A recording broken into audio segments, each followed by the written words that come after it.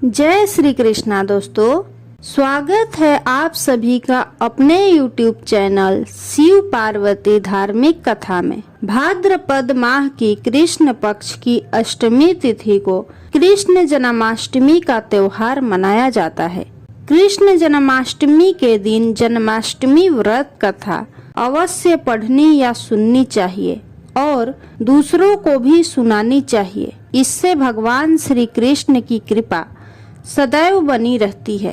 तो आइए सुनते हैं श्री कृष्ण जन्माष्टमी व्रत की कथा। द्वापर युग में भोजवंशी राजा उग्रसेन मथुरा में राज्य करता था। उसके आतताई पुत्र कंस ने उसे गद्दी से उतार दिया और स्वयं मथुरा का राजा बन बैठा। कंस की एक बहन देवकी थी, जिसका विवाह वसुदेव नामक यदुवंशी सरदार से हुआ था। एक समय कंस अपनी बहन देवकी को उसकी ससुराल पहुंचाने जा रहा था। तभी रास्ते में आकाशवाणी हुई, हे कंस, जिस देवकी को तू बड़े प्रेम से विदा कर रहा है, उसी में तेरा काल बसता है। इसी के गर्भ से उत्पन्न 8वां बालक तेरा वध करेगा। यह सुनकर कंस ने देवकी को मारने के लिए अपनी तलवार निकाली। तभी वसुदेव ने कंस को समझाया कि तुम्हें देवकी की 8वीं संतान से भय है, मैं तुम्हें 8वीं संतान सौंप दूंगा। कंस ने वसुदेव की बात मानकर दोनों को बंदी बना लिया और पहरेदार बिठा दिए। कंस ने देवकी की सभी संतानों को मारने का निश्चय कर लिया। जैसे ही देवकी ने प्रथम पुत्र को जन्म दिया, कंस ने उसे जमीन पर पटक कर मार डाला। इसी प्रकार उसने देवकी के 7 संतानों को मार डाला।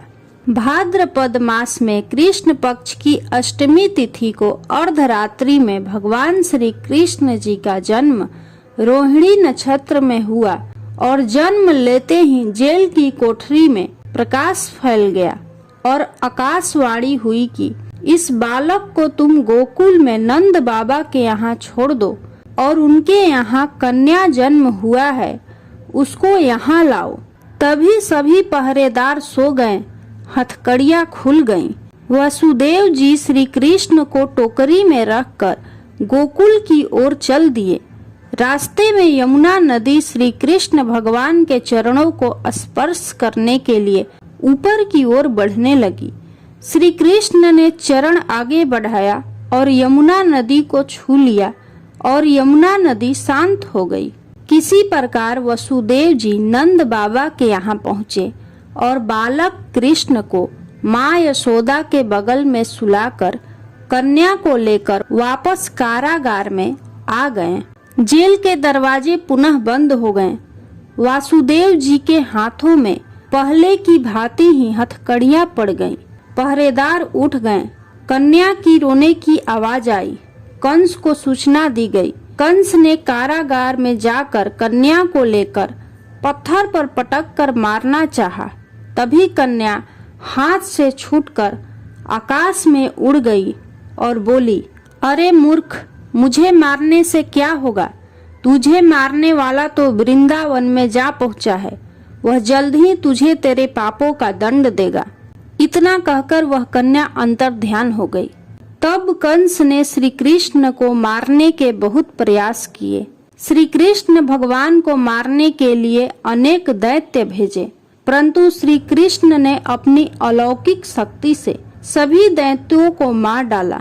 अंत में कंस का वध करके उग्रसेन को राजा बनाया। प्रेम से बोलिए श्री कृष्ण भगवान की जय।